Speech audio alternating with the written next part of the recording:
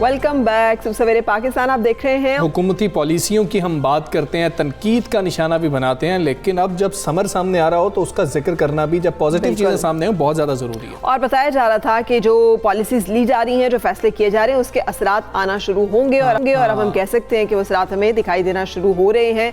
बड़ी सनतों की नमू में इजाफा हो रहा है। और अगर हम याद करें तो बड़े अरसा हम करंट अफेयर्स के प्रोग्राम्स में डिस्कस करते थे कि लार्ज स्केल मैन्युफैक्चरर्स हैं वो मुसलसल डिफॉल्ट कर रहे थे, मुसलसल खसारे में थे, नाराज भी बहुत। हाँ, लेकिन अब इदारा शुमारियात की जानिब से रिपोर्ट जारी की गई है जिसके मुताबिक दिसंबर 2020 में लार्ज स्केल मैन्युफैक्चरिंग सनत की ग्रोथ में 11.4% इजाफा हुआ है। बिल्कुल जी। रवा माली साल के पहले 6 माह की बात कर ली जाए तो सनती पैदावार में 8.16% का इजाफा हुआ और 10 बड़ी सनतों की पैदावार में इजाफा हुआ है, जबकि 5 सनतों की पैदावार में कमी भी हुई है। अच्छा, तो ये भी इंटरेस्टिंग है। तो हम जानेंगे इस हवाले से कि कमी क्यों हो रही है, इजाफा कहाँ हो रहा है। वज़ीर आज़म के मुशीर तिजारत अब्दुल रज़ाक दाऊद ट्विटर पर अपने पैगाम में बताया कि हुकूमत की मेड इन पाकिस्तान पॉलिसी के समरात सामने आना शुरू हो गए हैं। कोविड-19 के बावजूद सनती पैदावार 22 माह की बुलंद तरीन सतह पर पहुँच गई है।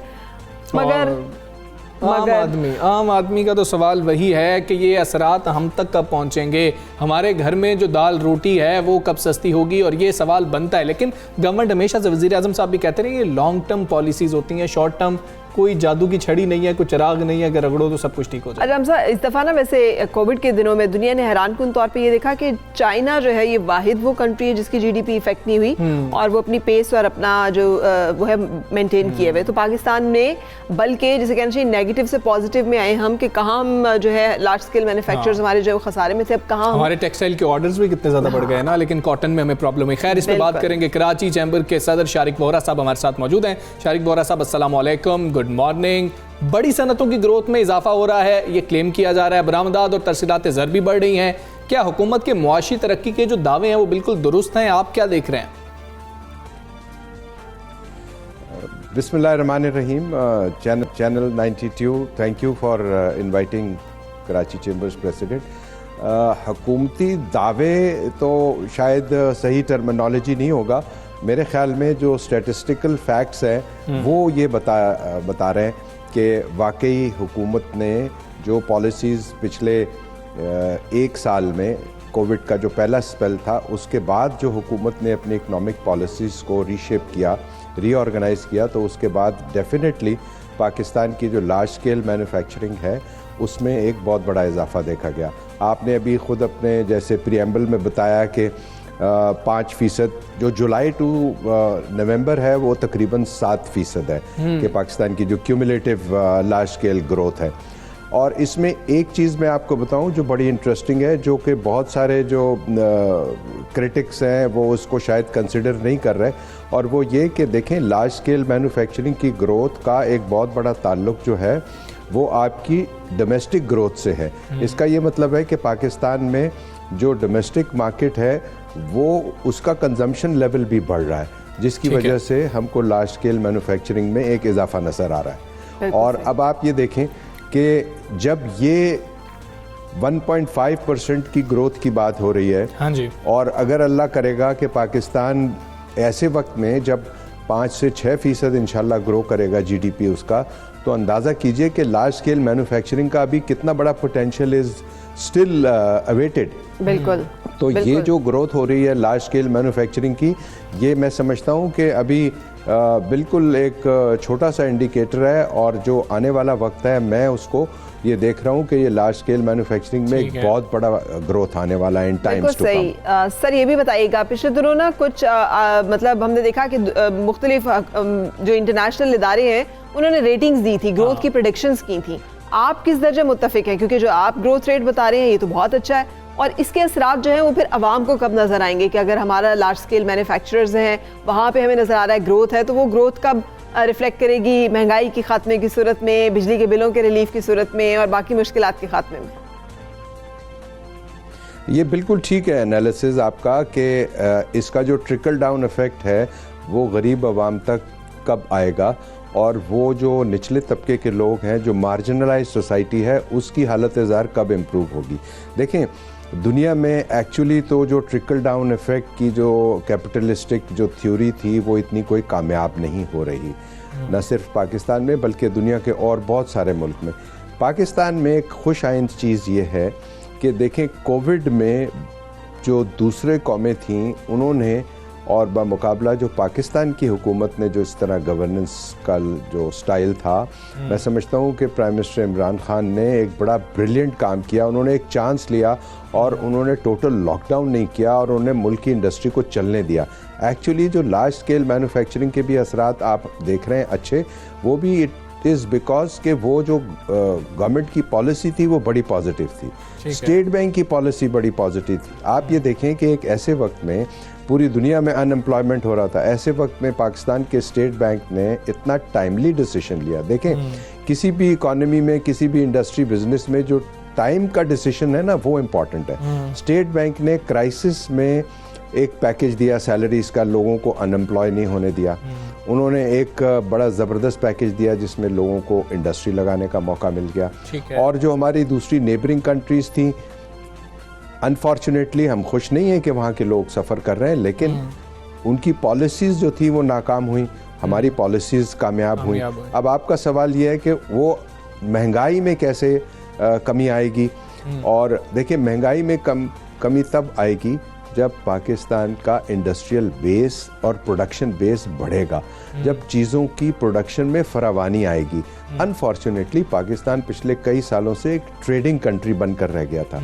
अब जब इंडस्ट्री लगना शुरू हो जाएगी, प्रोडक्ट्स की फरावानी हो जाएगी, तो इंशाल्लाह ताला महंगाई में ऑटोमेटिकली कमी आएगी। एक सिर्फ जो डार्क पहलू है मैं समझता हूँ वो एग्रीकल्चर का है, कॉटन का है, वीट का है, शुगर केन का है। इसमें गवर्नमेंट का फेलियर ज़रूर है और ये अगर एड्रेस कर लें, एंड आई एम श्योर कि गवर्नमेंट इस पर काम कर रही है और बहुत जल्दी हम देखेंगे कि अनाउंसमेंट्स आएंगे। वंस हमारा agriculture sector starts performing well, तो इंशाल्लाह ताला महंगाई में डेफिनेटली कमी आएगी। बिल्कुल ठीक है। वोरा साहब हमें ये बताएं ये कि देखें जी, हुकूमत ने हमें जब से ये हुकूमत आई, वज़ीर आज़म साहब ने कहा कि ईज़ ऑफ डूइंग बिजनेस जो है मेरे लिए सबसे इम्पोर्टेंट है। आप किस तरह से देखते हैं, जब रिफॉर्म्स की बात हो रही थी तो कारोबारी अफराद बहुत ज़्यादा नाराज़ भी हो गए थे गवर्नमेंट से। इस वक्त आप क्या समत ठीक देख रहे हैं, पॉलिसीज ठीक हैं, कारोबारी अफराद को कोई मुश्किलात तो नहीं है? ईज़ ऑफ डूइंग बिजनेस में पाकिस्तान का इंडेक्स जो है वो इम्प्रूव हुआ है। अभी शायद एक दो रोज़ पहले ही आपने भी अखबारात में पढ़ा होगा कि शायद 132 से हम 71 की रैंकिंग पर आए हैं। आई एम श्योर कि ईज़ ऑफ डूइंग बिजनेस में डॉक्टर इशरत साहब जो हैं वो काम कर रहे हैं। उनकी कमेटी जो एक प्राइम मिनिस्टर की है वो चीज़ों को रीशेप कर रही है। ईज़ ऑफ डूइंग बिजनेस में डेफिनेटली मैं ये आपको वसूख के साथ कह सकता हूँ, एक चेंबर के सदर की हैसियत से, और वो भी पाकिस्तान का इतना इम्पॉर्टेंट और पावरफुल चेंबर कराची चेंबर, कि definitely ease of doing business में बेहतरी आई है। बट दैट डजंट मीन कि ये कोई बहुत बड़ी बेहतरी है। इसमें गुंजाइश बहुत है, इसमें पोटेंशियल ज़्यादा था, इसको और बेहतर किया जा सकता था, जो शायद हुकूमत अगर एफर्ट करती तो वो कर लेगी। लेकिन आई थिंक कि अब जैसे कि चेंबर्स ऑन बोर्ड हैं हुकूमत के साथ और कराची चेंबर भी ऑन बोर्ड है हुकूमत के साथ, तो ईज़ ऑफ डूइंग बिजनेस में there will be an improvement and this improvement will come इंशाल्लाह वेरी सून। बिल्कुल सही। अच्छा सर, एक और चीज़, एक तो आप कुछ बता रहे थे वो मुकम्मल कीजिएगा और ये भी फरमा दीजिएगा कि बहुत सारे लोगों का ये भी मानना है कि सब्सिडीज़ दी जाती हैं बहुत बड़ी सनतकारों को, और वो सब्सिडीज़ जो हैं उसका फ़ायदा अगर आवाम तक नहीं पहुंचता तो फिर हुकूमत की भी जो कोशिश होती है कि लार्ज स्केल मैन्युफैक्चरर्स इंडस्ट्रीज़ काम करें, लोगों को रोज़गार मिले, उसके नतीजे में फिर एम्प्लॉयमेंट्स हो, खुशहाली हो, तरक्की हो। ये तमाम चीज़ों के लिए आप क्या सजेस्ट करेंगे फर्दर, और आप क्या देख रहे हैं कि इसको अचीव करने में कितना टाइम लगेगा, कितना, और क्या इस साल के आखिर में हम देख सकेंगे इन असरात और समरात को? ये बड़ा अच्छा आपने, it's a very very good question कि जो सब्सिडी और एसआरओ का कल्चर इस मुल्क में रहा है over a period of time. देखें पाकिस्तान आईएमएफ में जाना शुरू हुआ था कोई 1958 में। 1958 से आज 2021 तक पाकिस्तान कोई 60-70 दफ़ा आईएमएफ के प्रोग्राम में जा चुका है, और ये नतीजा इसी चीज़ का है जिसकी आपने निशानदेही की कि हम लोग के हमारे मुल्क में सब्सिडी और एसआरओ का कल्चर है। और बहुत सारी बड़ी सनतें ऐसी हैं जो सिर्फ इसलिए कम्पेटिटिव हैं पाकिस्तान में, इसलिए सरवाइव कर रही हैं कि उनको ऐसी सब्सिडी दी गई है वो जिसकी कॉस्ट बाकी छोटी सनत को देनी पड़ रही है। ये एक डार्क एरिया है और डेफिनेटली इस पर हुकूमत को काम करना चाहिए कि वो सनतों को जो आप सब्सिडी दे रहे हैं, ईदर थ्रू गैस और पावर और थ्रू रेट ऑफ ड्यूटी, जिस तरह भी आप उसको सब्सिडाइज कर रहे हैं या कोई स्पेशल SROs के ज़रिए उसको फ़ायदा पहुंचा रहे हैं, तो उसकी कॉस्ट पाकिस्तान का टैक्स पेयर दे रहा है, उसकी कॉस्ट पाकिस्तान का गरीब आदमी दे रहा है। तो ये बिल्कुल ठीक है कि जब सब्सिडी और SROs का कल्चर ख़त्म होगा तो उसका भी महंगाई पर एक मस्बत असर पड़ेगा। बिल्कुल ठीक है। सदर कराची चैम्बर हमारे साथ मौजूद थे शारिक वोहरा साहब, बहुत शुक्रिया आपका। और पॉजिटिव चीज़ें तो हैं, पॉजिटिव चीज़ें तो हैं, और अगर इंडस्ट्रियलिस्ट खुश हैं इसके ऊपर, ताजिर बरादरी खुश हो हमारी, तो वो ये बहुत अच्छी बात है। पहले वो बड़े नाराज़ भी थे, अब खुश हैं। हाँ, लेकिन जहन में रखना चाहिए कि ईमानदार ताजिर का दर्जा जो है वो हमें अंबिया के बराबर बताया गया है। सो इसका मतलब है कि ईमानदारी कितनी ज़रूरी है। और हमजा, मुझे बहुत अच्छा लगता है कि सनतकारों को तो सब्सिडी मिल जाती है, लेकिन गरीब आवाम को बिजली के बिल में भी सब्सिडी नहीं मिलती। 50 यूनिट वाले जो हैं उनकी भी बिजली बढ़ जाती है। सो अल्लाह करे कि ये जो तरक्की खुशहाली है, इसके असरात अभी जो IMF का मामला है, जो आपने कल एक ट्वीट देखी है, उस ट्वीट के बाद भी उसमें हमें पता लगा है कि सब्सिडी कम करने की, बिजली के मामले में जो आवाम को सब्सिडी दी जा रही है उसको मजीद कम करने की IMF की तरफ से बातचीत की गई है। और उन्होंने तारीफ भी की है कि पाकिस्तान जो है अहदाफ पूरे करने की कोशिश करे। वो अहदाफ यही है, पेट्रोल की कीमत और बढ़ाओ, बिजली की कीमत और बढ़ाओ। इन सारे मसाइल से छुटकारा हासिल करने के लिए मेरे पास एक हल है, कॉफी पीजिए। बिल्कुल ऐसा ही है। कॉफी जो है ना, अब ये कॉफी ये सिर्फ एक फैशन नहीं रह गया कि जी कॉफी पीते हैं, बल्कि दिल के दौरे के खतरात को कम करने में भी मदद देती है। आप भी चौंक गए ना ये रिसर्च सुन के। ये अमेरिका के तिबी माहिरीन का कहना है, जो मुख्तलिफ तहकीकात के बाद इस नतीजे पे पहुंचे हैं कि रोजाना 1 कप कॉफी के इस्तेमाल से 5 से 12% तक हार्ट अटैक के खतरात जो है वो कम हो जाते हैं। और रोजाना कम से कम अगर आप 2 कप कॉफी पीते हैं तो ये खतरा 30% तक कम हो जाता है। मुहक्किकीन का कहना है कि मुतदिल मिकदार में कॉफ़ी का इस्तेमाल शरियानों के अंदर इस नुकसानदेह कैल्शियम का इम्कान जो है वो कम करता है, और जो अमराज कल्ब का बायस बनता है। इसी हवाले से ये मामला है। हमने रिसर्च पढ़ी, हम कॉफ़ी पीते भी हैं, इसलिए हमने सोचा कि पूछ लेना चाहिए, कहीं हम ज़्यादा पी लें तो नई रिसर्च ना आ जाए कि ये मामला ऐसा 10 पी लें तो ये पता चले इमॉर्टल हो जाए, फिर कुछ हो ही नहीं सकता। लेकिन ऐसा नहीं है, एतदाल बहुत ज़रूरी है। सो इस हवाले से हम बात करेंगे। प्रोफेसर नुमान नसीर ने हमें ज्वाइन किया है। प्रोफेसर डॉक्टर नसीर कार्डियोलॉजिस्ट है। अस्सलाम वालेकुम डॉक्टर साहब, good morning. Good morning to you guys as well. We are all excited कि कॉफ़ी पिए और दिल के दौरे से बचे, तो आपके पास तो नहीं आना पड़ेगा फिर। सो इसमें यही कि इट्स गुड न्यूज़ कि इफ़ यू एंजॉय कॉफ़ी तो आप पीते रहें, it may be helpful, because एक ऑब्जर्वेशनल स्टडी थी और इसमें जो कुछ तहकीक पहले भी आई हुई है जो सपोर्ट करती हैं, कुछ इस तरह की तहकीक आई हुई है जो न्यूट्रल पर्सपेक्टिव देती है कि कोई फ़र्क नहीं पड़ा। तो मैं अपने मरीज़ों को कॉफ़ी नहीं लिखूंगा हार्ट डिजीज़ प्रिवेंशन के लिए, बट अगर आप पीते हैं तो इट मे बी हेल्पफुल वाली चीज़ है। और जैसा कि आपने कहा, म्याना रवि के साथ जो भी चीज़ लें दैट इज़ क्रूशल। तो 400 मिलीग्राम को एज लॉन्ग एज कैफ़ीन को अब एक्सीड ना करें, और एवरेज कप ऑफ कॉफ़ी में अराउंड 100 मिलीग्राम कैफ़ीन होती है। तो और ख़ासतौर पर एनर्जी ड्रिंक्स में तो 300 मिलीग्राम तक कैफ़ीन होती है। तो you have to be careful with that. तो अगर आप 400 मिलीग्राम तक, जो कि 3 से 4 कप बनते हैं, उसको एक्सीड नहीं करते तो I think it's safe for most people. लेकिन अगर किसी को दिल की धड़कन की बेरब्ती का मसला है या पैल्पिटेशंस होती हैं, तो उन लोगों को कॉफ़ी कम करके ज़रूर ट्राई करना चाहिए, बिकॉज वो कैफ़ीन कुछ लोगों में दिल की धड़कन की बेरब्ती बढ़ाती है। और अगर एसिडिटी का मसला है तो उन लोगों को भी कैफ़ीन का इस्तेमाल कम करके तो देखना चाहिए। बल्कि एक स्टडी आई थी जिसमें 10 कप कैफ़ीन के लें तो सबका सडन डेथ का रिस्क बढ़ जाता है। तो इसलिए I don't want public to get a wrong message. आप अगर 1-2 कप पीते हैं तो ज़रूर एंजॉय करें, इट मे हेल्प। ठीक है, तो हर चीज़ म्याना रवि के साथ। वैसे ये मारूसी मसला है, हार्ट अटैक्स भी ये भी खानदान में चल रहा है। मैंने देखा है कि वालिद की एक एज में अगर हार्ट अटैक से डेथ हुई तो खुदा न खास्ता वो आगे भी हमें दिखाई दिया। जी बिल्कुल, उसमें यह है कि फैमिली हिस्ट्री का बहुत स्ट्रॉन्ग रोल होता है। Genetics, if you have it in the family you are gonna eventually get it, that's the way it is for most people. तो इसलिए इम्पॉर्टेंट है कि जिनकी फैमिली में ये इशू है तो वो बाकी सारे रिस्क फैक्टर्स जो हैं उनको ऊपर चेक रखें, यानी कि स्मोकिंग ना करें, रेगुलर एक्सरसाइज रखें, अपना मेडिटेरेनियन डाइट जो है मौसमी प्लांट बेस्ड फूड्स पे जो डाइट्स है उसके ऊपर फोकस रखें, और पीरियडिकली अपना specially after the age of 40 बल्कि इवन यंगर पे भी शुरू कर सकते हैं कि शुगर, ब्लड प्रेशर, कोलेस्ट्रॉल बड़े आराम से चेक हो जाते हैं। आप डॉक्टर के पास जाएं या एक लैब से जाके कोलेस्ट्रॉल और फास्टिंग शुगर का चेक कराएं, ब्लड प्रेशर चेक कराएं। तो ये सारे रिस्क फैक्टर्स जो हैं आप कंट्रोल में रखें, तो वो और इम्पॉर्टेंट है उस शख्स के लिए जिसकी फैमिली हिस्ट्री स्ट्रॉन्ग है। और एक आम शख्स के लिए भी, जनरल पब्लिक में मैंने देखा कि I work in US as well, अभी भी वहाँ काम करता हूँ, तो मैंने देखा कि यहाँ पे कार्डियोवैस्कुलर डिजीज़ का onset is at a much younger age. एक 40s में 30s में देखना शुरू हो जाते हैं हार्ट अटैक के पेशेंट्स। तो उसमें यह है कि ये जो प्रिवेंशन की चीज़ें हैं ये जल्दी शुरू कर देनी बता दें प्लीज़ वो क्या है। वो यही है कि यू शुड अपने शुगर, ब्लड प्रेशर, कोलेस्ट्रॉल के चेक करें, जो कि आराम से हो जाते हैं कि आपने ब्लड प्रेशर की रीडिंग लेनी है, शुगर कोलेस्ट्रॉल का टेस्ट भिजवाना है। साथ में exercise regularly half an hour a day minimum रखनी चाहिए, और खुराक में मेडिटेरेनियन डाइट के पैटर्न पे, जिसमें सब्जियां, फल, दालों पे main source of caloric intake रहे। चिकनाट, मीठा, बेकरी, हलवाई की चीज़ें, soft drinks, fast food culture बहुत ज़्यादा हो गए, तो उसके ऊपर जो है हमें कर्टेल करना चाहिए, उसको मिनिमाइज़ करना चाहिए। तो those things will all help in cardiovascular disease. Doctor साहब, दो चीज़ें होती हैं। एक चीज़ ये होती है कि आपको शायद हार्ट पेन हुई थी, आपने उसको मसल पेन समझ लिया या समझा मेरे मैदे में कोई प्रॉब्लम है, एक आम चीज़। दूसरी चीज़ ये होती है कि वाकई मसल पेन होती है या मैदे का मसला होता है और हमें लगता है कि ये हार्ट का प्रॉब्लम है। हमें क्या करना चाहिए? उसमें यह है कि मैं पेशेंट्स को ये एडवाइस करता हूँ, it's better to be safe than sorry. अगर आपको लग रहा है हार्ट की पेन, तो इस चीज़ पे ना कहें कि भी लोग कहेंगे अभी आगे मैदे की दर्द थी। You should get attention, because अक्सर लोग हमारे पास आते हैं जो समझते रहते हैं मुझे मैदे की दर्द है, और इस कन्फ्यूजन में अस्पताल नहीं जाते, और फिर कभी कभी बहुत लेट पहुंचते कि हार्ट मसल ऑलरेडी डैमेज हो गया है, या कुछ लोग इसी चक्कर में घर में डेथ हो जाती है उनकी। तो इट्स क्रूशल है कि अगर आपको शक हो रहा है तो बेहतर है आके ECG कराएं, इमरजेंसी में अपने करीबी जाके ट्रोपोनिन टेस्ट करवाएं, ताकि मामला क्लियर हो जाए उससे कि हार्ट अटैक हो रहा है नहीं हो रहा, और उसके मुताबिक फिर बंदा ट्रीटमेंट दे देता है। अगर आपको लग रहा है वाकई में हार्ट अटैक हो रहा है, तो मोस्ट पीपल को हम रिकमेंड करते हैं कि डिस्प्रिन चबाएं, और अगर उनका BP में गुंजाइश है तो कैंजिसेट की गोली होती है, नाइट्रो की टैबलेट, वो चूसें और फौरी करीबी अस्पताल में जाके अपनी ECG करवा लें, ठीक है। तो वो बाद में सॉर्ट आउट हो जाएगा कि मैदे की वजह से, हार्ट की वजह से, but we need to rule out the heart aspect first, कि इस चक्कर में कि मैदे की में इग्नोर में करें।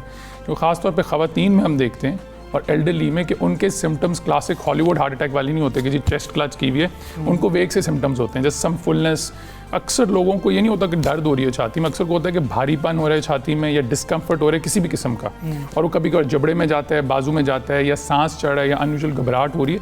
ये सारी हार्ट अटैक की अलामत हो सकती हैं। तो ज़रूरी नहीं है कि क्लासिक आपको सीवियर दर्द होगी छाती में तो वही हार्ट अटैक है। तो ये सारे जो वेग सिम्टम्स हैं साथ ये भी हार्ट अटैक की अलामत हो सकती है। डॉक्टर साहब, खुदा ना खास्ता अगर पता चले आपको कि किसी को हार्ट अटैक हो रहा है, और तो हाउ टू, वो फर्स्ट एड फौरी तौर पे क्या करना है कि अपनी और उसकी ज़िंदगी बचाई जा सके? मैंने सुना था कि वो कॉफ अगर आप खुद जोर जोर से करना नहीं, ऐसा कॉफ का नहीं है, लेकिन यह है कि जो है अपना, अगर आपको लग रहा है कि दर्द हो रही है और हार्ट अटैक हो रहा है, तो उस केस में तो आप डिस्प्रिन चबा, एंजिसेड रख के तो करीबी इमरजेंसी में रूम में जाके तो अपनी ECG और ट्रोपोनिन करवाएं।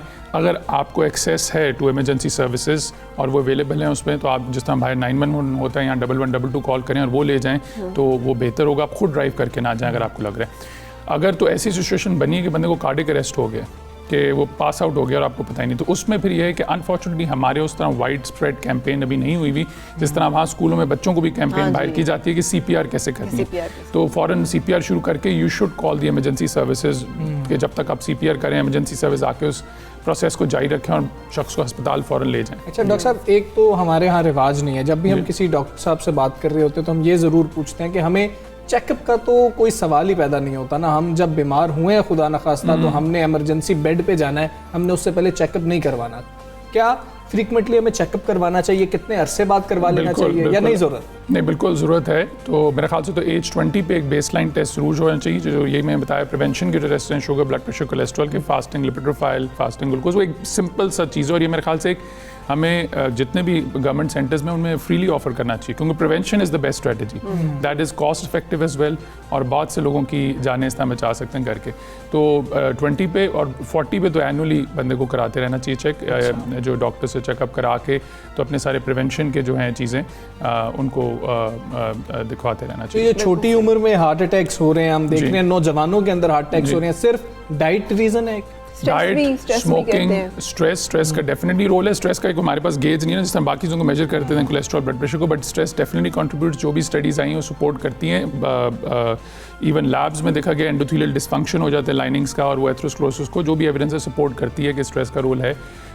तो वो उसमें ये है कि डेफिनेटली उसका भी है, स्ट्रेस कम लेनी चाहिए, स्मोकिंग नहीं करनी चाहिए, खुराक अच्छी खानी चाहिए, fast food culture is also spoiling us, और ये टेक्नोलॉजी एडवांसमेंट की वजह से फिजिकल एक्टिविटी तो ख़त्म ही हो गई। तो वो जो है ये सारी चीज़ों का एक्सरसाइज रेगुलरली, डाइट का ख्याल, अपना डॉक्टर से रेगुलर चेकअप्स करके। एंजाइना भी बहुत सारे लोगों को डॉक्टर साहब रहता है, सो वो कितना ख़तरनाक है, होता क्या है एंजाइना?